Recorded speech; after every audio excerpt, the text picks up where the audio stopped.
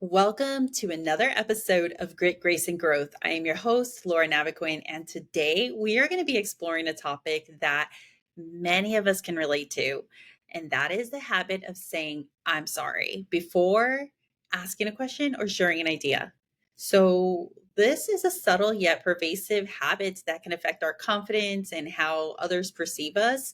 So let's dive into why we do this and how it can shift towards more empowering language. So, have you ever noticed how often you say, I'm sorry in a day? This is something I really had to sit down because I noticed that I was gravitating toward this and just building it in. And I didn't realize whether this was a word crutch that I was using or just that I felt a lack of confidence in what I was about to say.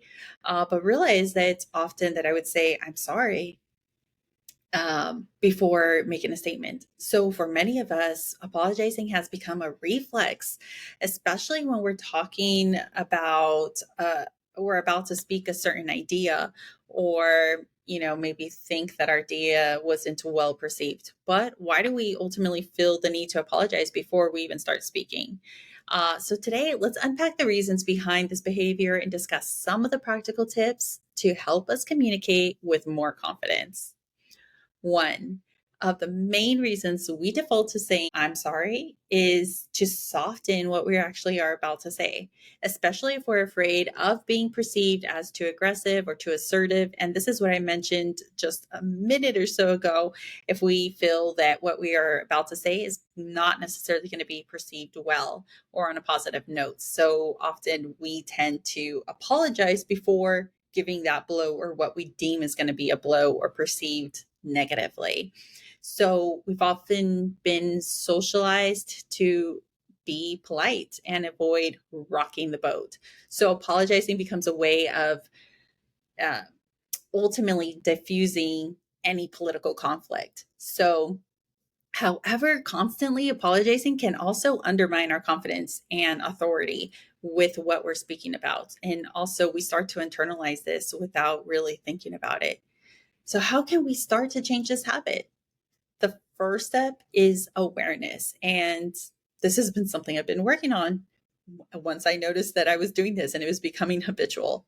So pay attention when and why we're saying, I'm sorry. Is it really necessary? Or are you just trying to fill a space of silence or soften your words that you are about to deliver? Often we are aware of this habit and we can start replacing that I'm sorry with something that is more assertive, a more assertive phrase such as I think or I feel. And that's just kind of the starting step to it, to making this change and creating this new habit. It's also very helpful to ultimately practice pausing before we're speaking. And this is another one that I'm really working on implementing because I know that I speak quickly often. So making sure that I take a pause, take a moment to gather your thoughts, and often speak confidently. All right. It's also about being intentional with our words and making sure that we reflect our true intentions. Another tip is to reframe your mindset. So instead of viewing your ideas or questions as interruptions, see them as valuable contributions that you're about to make, because ultimately that's what it is. And remind yourself that your voice matters, that you ultimately deserve to be heard. So don't second guess yourself or hesitate so much when we're about to deliver our news or make that comment. It could be helpful to actually practice with a friend or in front of the mirror to start getting used to this. The more we practice speaking assertively, the more natural it will feel and the more natural it will come within our natural day-to-day conversations. So let's try an exercise.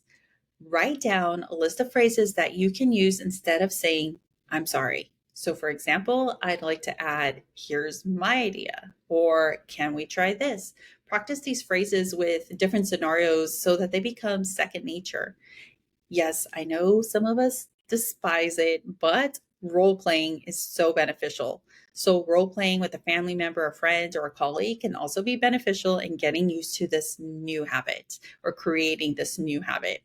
practice having a conversation where you can avoid apologizing unnecessarily and focusing on starting your thoughts and ideas clearly and confidently. All right, guys, as we wrap up, I know this was a short episode, but I just wanted to share with you guys because it is so vital that we communicate clearly and also just feel confident and assertive with what we are about to say and not undermining our authority and the message that we are about to deliver by apologizing for it first. So, a quick key takeaway is to be mindful about your language and the impact that it has on your confidence and how others perceive you. So, breaking into the habits of unnecessarily apologizing takes practice, as anything else does, but it's worth the effort. So, by speaking with confidence and clarity, you empower yourself and you inspire others to do the same. So, thank you all for joining me today on this episode of Grit, Grace, and Growth. And remember, your voice matters. Speak up, be heard, and don't apologize for it. Until next time, take care.